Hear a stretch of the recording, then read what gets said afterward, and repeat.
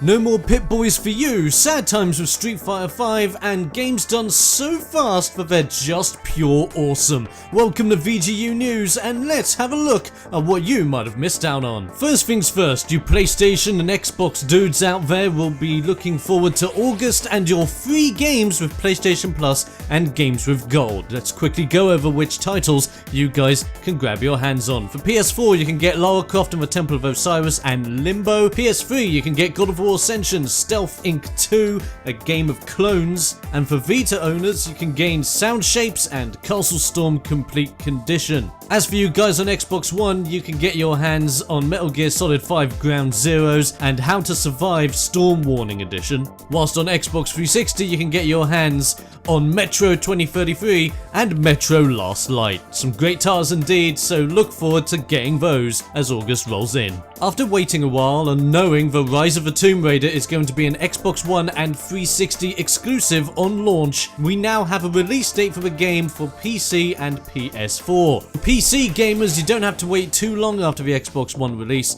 as it would be released on Windows 10 and Steam in early 2016, so only looking at a 4 to 6 month wait. As for you guys on PlayStation 4, sadly you might have to wait a little bit longer, as according to the release, the PlayStation 4 version of Tomb Raider will not be released until the good part of a whole year, so we could be looking at holiday 2016 before the PS4 gets their hands on Rise of the Tomb Raider.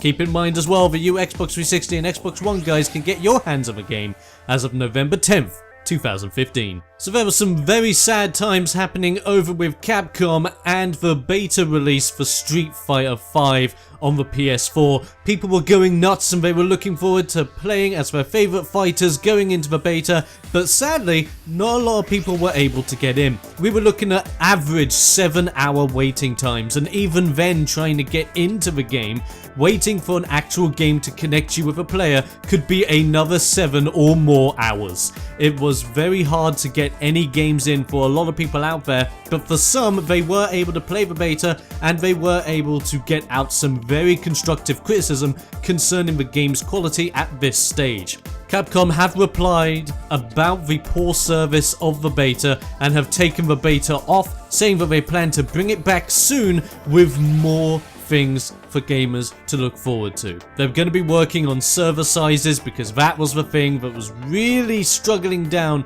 with Street Fighter 5 and the sheer amount of people that were trying to get involved. End of the day, Capcom and Sony need to put their heads together and make sure the rest of the beta tests don't suffer from any more widespread problems.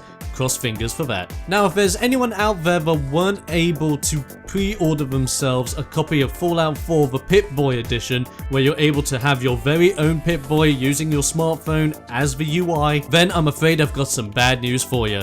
The guys that work on the Pipboy editions have now come out saying we can't make any more, making it official that the Pipboy editions are not getting another run of pre-orders.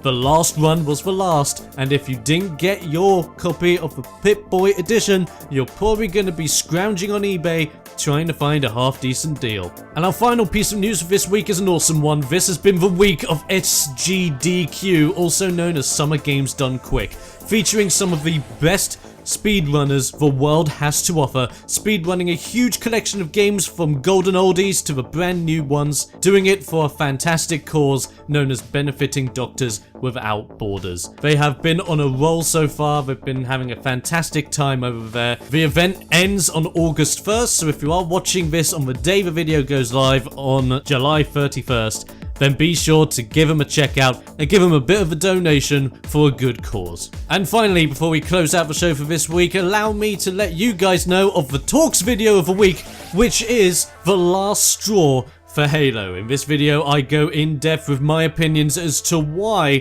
343 Industries have nailed the coffin for me when it comes to Halo 5 Guardians. For the full lineup of all these news articles as well as the Talks video of the week, be sure to check all those links in the description below. And until next time, I'll be seeing you for another edition of VGU News.